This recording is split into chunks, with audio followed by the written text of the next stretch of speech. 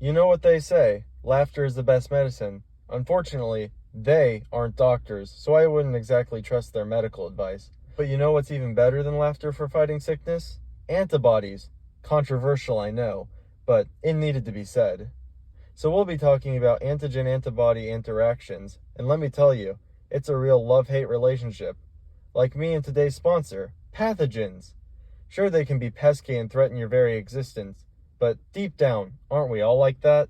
I mean, really, I used to be uneducated just like you, and I had the very same opinion, until I saw the check they wrote me. I mean, seriously, you wouldn't believe how loaded these guys are. Must be in finance. First things first is the binding of the epitope in the antigen binding site. Now, the spatial arrangement of the epitope can affect the antibody binding, and the antigen binding sites of the antibodies are mostly planar. That's right, they're like little parking lots just waiting for the right macromolecule to come along and park. Let's just hope these macromolecules don't think too highly of themselves and take up 3 spots. And speaking of parking, the recognition of the antigen by antibody involves non-covalent reversible binding. That's right, it's like when you park in a 2-hour spot, you know it's not forever, but it's good enough for now. Now, when it comes to antigen-antibody interactions, quality and quantity are important for the resolution of disease. But hey, it's not all sunshine and rainbows. Sometimes they may even contribute to pathology. But on the bright side, they're super useful in immunological assays.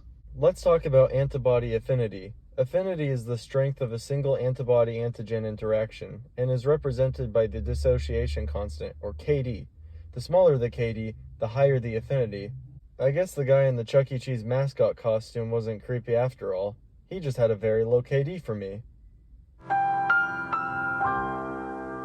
IgG usually has high affinity but low avidity, which is the strength of all interactions combined. On the other hand, IgM is typically low affinity but high avidity, meaning it's like Velcro. The more Velcro you have, the stronger the connection.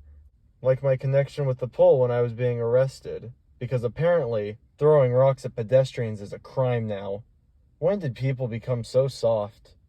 Did you know avidity is more relevant to biological systems than avidity? Bet you didn't. It's like when you have a bunch of friends who aren't great individually, but together they're a real force to be reckoned with, which perfectly sums up my Dungeons and Dragons crew. Separate, we get our heads pushed into toilets, but together, we just get called hurtful names. Now let's talk about cross-reactivity. It's the ability of an antibody to react with multiple antigens, and it's all because of the sharing of epitopes between 2 different antigens. So if antibodies are made against shared epitopes, they'll react with both antigens. And this, my friends, is often the cause of false positives on immunological tests, which is exactly how I got arrested. The video the police were shown was clearly a false positive of me allegedly throwing what were basically pebbles.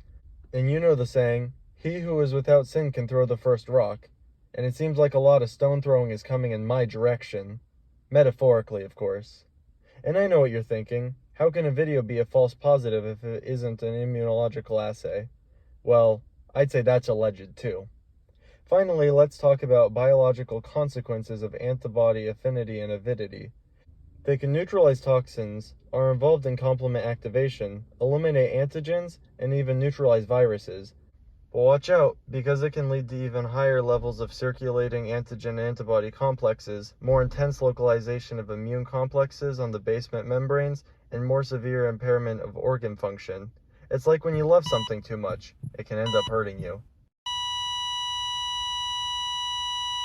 Sort of like how the Chuck E. Cheese mascot got a little too close to me, and now he won't see the light of day until 2049.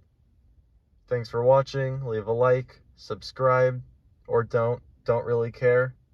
Hit the notification bell. Once again, don't care. Bye.